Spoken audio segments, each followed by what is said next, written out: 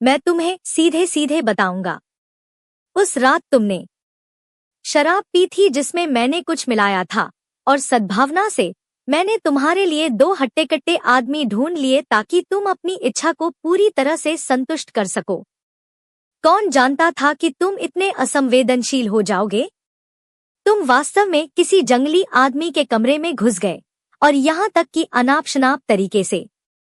निंग जोएलुओ का स्वर घृणा से भरा था। यानगेगे बहुत दयालु है, उसे डर था कि तुम ऐसा करोगे। वह सच को स्वीकार नहीं कर पा रहा था, इसलिए उसने कहा कि उस रात वह वही था। आप। निंगक्सी गुस्से से कांप रही थी।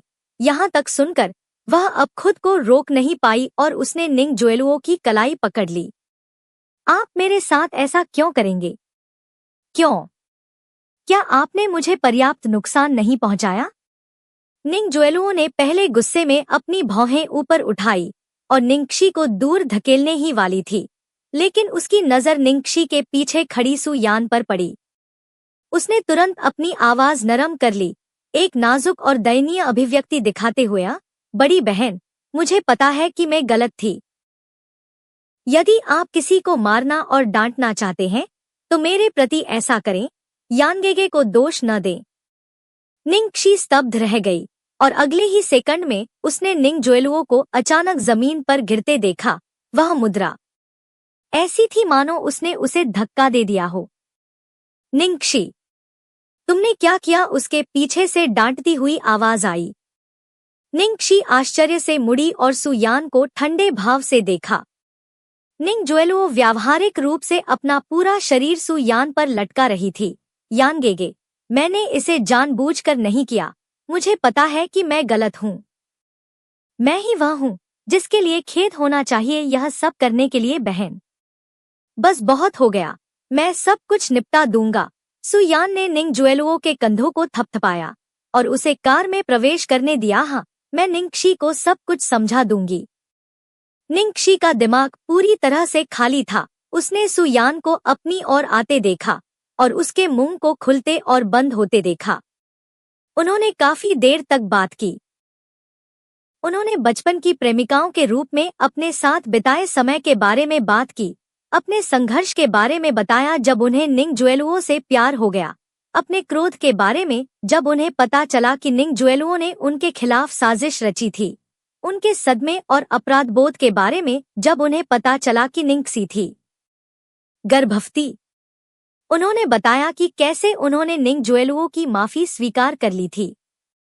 अंत में उसने कहा, निंगक्षी, मुझे क्षमा करें, मैं तुमसे शादी नहीं कर सकता। यह उस रात या इस बच्चे के मामले के कारण नहीं है, बल्कि यह इसलिए है क्योंकि मैं जोएलुओ को निराश नहीं कर सकता, और मैं भी नहीं। मैं खुद को और अपनी भावनाओं को धोखा देना चाहता हूँ।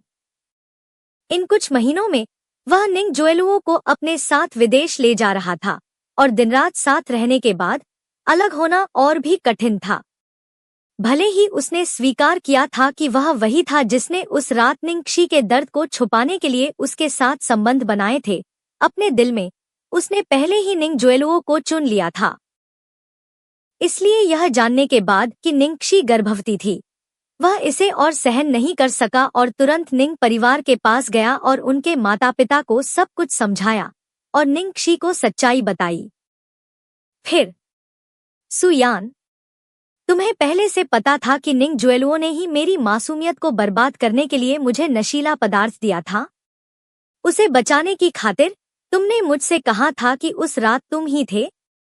निंगक्षी ने अंततः अपनी आवाज वापस पा ली थी। शांत और शांत सु यान को ऐसे देखा जैसे उसकी आत्मा उसके शरीर से निकल गई हो। निंगक्षी, जोएलुओ ने यह जानबूझकर नहीं किया। वह अभी भी युवा है और आवेगी है। तो फिर मेरा क्या? निंगक्षी ने निराशा से भरे चेहरे के साथ सु यान की ओर देखने के लिए अपना सिर उठाया था। क्या तुमने कभी मेरे बारे में सोचा? थोड़ा सा भी नहीं। सु यान ने कुछ नहीं कहा और काफी देर के बाद वह निंगक्षी के पास पहुंचा। यहाँ सूरज बहुत तेज है, चलो पहले घर चलते हैं। मुझे मत छो। निंगक्षी ने सु यान के हाथों को दूर धकेल दिया और अचानक जोर जोर से हंसने लगी। अब तक जीवित रहते हुए निंगक्षी को लगता था कि उसका जीवन एक मजाक जैसा था। सुयान के साथ उसी शहर में रहने के लिए उसने अपनी सारी ताकत अपनी पढ़ाई में लगा दी थी ताकि वह भी यूनिवर्सिटी में प्रवेश ले सके। सुयान को खुश करने के लिए उसने उसे अभिनय का सपना दिखाया था। अपने पालन पोषण और पारिवारिक पृष्ठभूमि से मेल खाने के लिए उसने निंग परिवार में लौटने के लिए अपने दत्तक माता पिता को छोड़ दिया था। उन तथाकथित प्रतिष्ठित हस्तियों को खुश करने की अनाड़ी कोशिश कर रही थी। अंत में बदले में उसे जो मिला वह एक वाक्य था, मैं जुएलुओं को निराश नहीं कर सकती। निंग जुएलुओं ने न केवल उसकी पहचान और उसके जैविक माता पिता को चुराया था, बल्कि अब उसने अपने प्रिय को भी चुरा लिया था।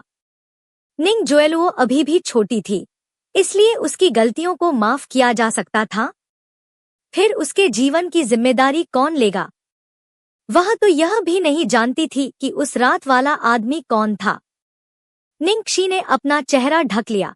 शरीर बुरी तरह कौप रहा था। वह पहले से ही निराशा की गहराई में थी।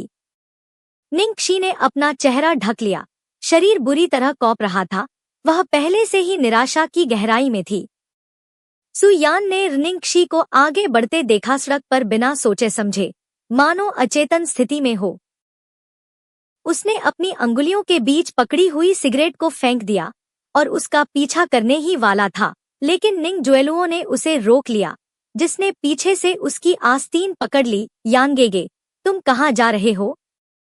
और जैसे ही सुयान झिझक रही थी, एक तेज आवाज गूंजी। निंगक्षी, जो जेब्रा क्रॉसिंग पर चल रही थी, हवा में उछल गई और जोर से जमीन पर गिरी। मद्दमदे गर्भवती महिला को मारा गया। चमकदार रोशनी में निंगक्षी ने हिलते हुए चित्र और 2 चेहरे देखे, जिससे उसे उल्टी आ रही थी। उसके पेट से उठने वाले ऐंठन दर्द के कारण वह धीरे धीरे बेहोश होने लगी। उसने केवल एक बार अपनी आंखें झपकाई और उसके माथे पर ताजा खून उसकी आंखों में बह गया। दुनिया अंधेरे में डूब गई।